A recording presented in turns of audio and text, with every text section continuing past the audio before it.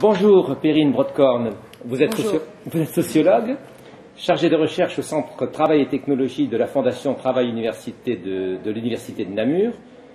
Vous avez formé des publics enseignants aux nouveaux médias et votre travail de recherche sur les jeunes et leur usage du numérique a fait l'objet d'une conférence donc aux journées e-learning.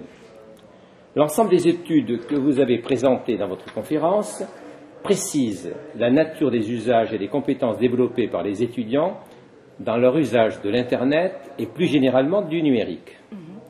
Les compétences instrumentales, informationnelles, stratégiques ne sont pas conformes à la représentation que l'on a de la génération Y. Pouvez-vous nous décrypter l'essentiel de ces différences ? Oui, voilà, donc ce que j'ai voulu montrer hier, en tout cas démontrer hier dans la conférence que j'ai donnée, c'était peut-être nuancer un peu ce mythe du digital native que l'on imagine toujours comme ces jeunes qui sont nés avec un clavier et une souris entre les mains. Et donc on imagine qu'ils ont une maîtrise naturelle et innée de ces technologies numériques. Et finalement, beaucoup d'universités et d'enseignants en général partent du principe, ils ont l'impression qu'ils n'ont pas besoin d'apprentissage parce qu'ils savent utiliser ces outils. Mais finalement, dans ce cliché, le problème, c'est qu'on ne se questionne pas, et vous l'avez dit, sur la nature de ces usages et aussi la nature de ces compétences numériques. Et là, dans les recherches que j'ai montré hier, on voit bien que Internet, le web en particulier, apparaît davantage, bien plus comme une plateforme de communication et de divertissement que comme vraiment un outil de travail et un outil d'apprentissage. Et au niveau des compétences numériques mobilisées, on parle toujours de compétences numériques aujourd'hui, c'est un mot très à la mode, mais on oublie souvent de le définir. Et là, moi, je me suis arrêtée sur une définition que j'aime beaucoup parce qu'elle est un peu plus systématique des compétences numériques. Ça vient d'une recherche hollandaise qui montre qu'il y a différents niveaux dans les compétences numériques, et il y a 3 niveaux. La compétence de type instrumental ou opératoire, qui est la compétence de base pour se servir d'un logiciel et de la technique. Et là, aujourd'hui, on se rend compte que même à ce niveau-là, puisque les environnements sont de plus en plus intuitifs, les environnements numériques, finalement, il ne faut plus beaucoup de compétences techniques pour s'en sortir.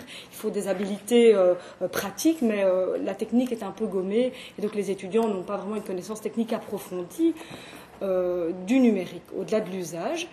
Ensuite, il y a les compétences de type informationnel. Et là encore, ce matin, les 2 conférences l'ont bien montré que c'est sans doute à ce niveau-là qu'il y a un manque vraiment le plus criant de la part des étudiants, c'est au niveau des compétences informationnelles. Et quel est ce manque alors véritablement ? Eh bien, c'est ça. Qu'est-ce que c'est les compétences informationnelles ? C'est le fait de savoir gérer de manière, avec discernement, de manière critique et pertinente, gérer et exploiter les différents types de contenu, et aussi exploiter différents types de supports maintenant auxquels on a accès via ces technologies numériques.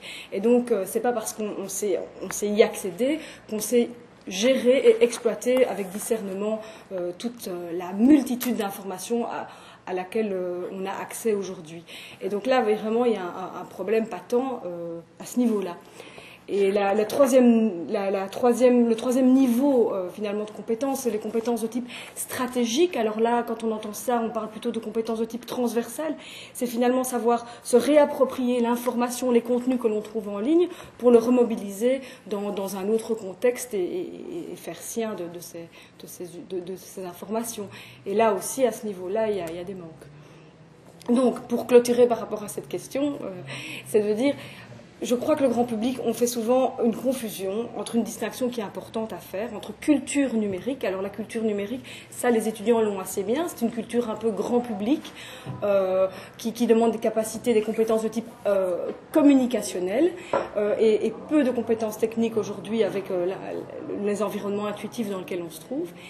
De la culture informationnelle qui, elle, est, comme je l'ai dit, savoir bien gérer et exploiter avec... pertinence les informations.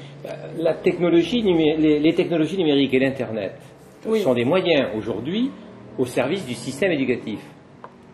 Quelle place, selon vous, les enseignants doivent occuper dans ces démarches ?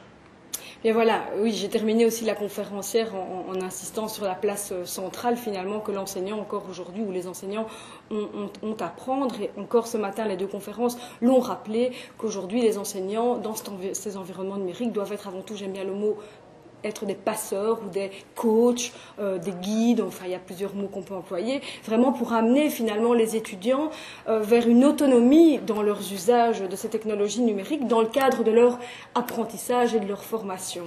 Donc il faut vraiment que les enseignants gardent à l'esprit que les étudiants ne sont pas tous des pros du web et il ne faut surtout pas qu'ils se laissent bluffer par l'idée que les étudiants ont un usage, c'est pas parce qu'ils sont rapides sur le web qu'ils font plusieurs choses à la fois que leur usage est complexe au niveau du fond, c'est-à-dire qu'ils savent de nouveau, je redis, exploiter de manière pertinente tout ce qu'ils touchent dans le web. Et donc, je pense que les enseignants ont un rôle central à jouer en indiquant finalement aux étudiants, alors apprenant comment gérer et exploiter avec discernement tous ces contenus, comment aussi utiliser des outils spécialisés dans leur domaine, parce qu'on se rend compte que les outils généralistes de type moteur de recherche Google, ça les étudiants s'en sortent assez bien, mais quand on va dans des outils plus spécialisés, il y a beaucoup moins de connaissances. Donc apprendre aussi ces outils-là et finalement apprendre à l'étudiant à dépasser un peu la superficialité de ses usages et à cultiver cette capacité qui est essentielle pour apprendre, la capacité de concentration et d'apprentissage approfondi.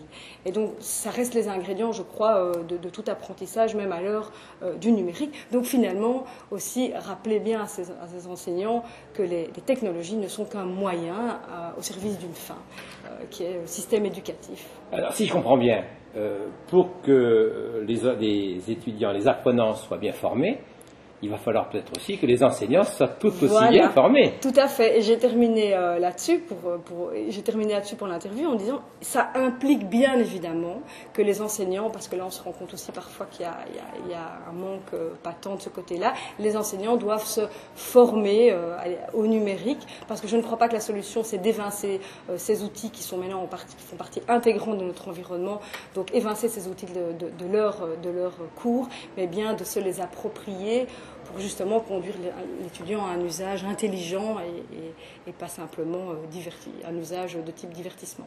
Voilà. Je vous remercie beaucoup. Voilà, merci. J'ai fait comme j'ai pu.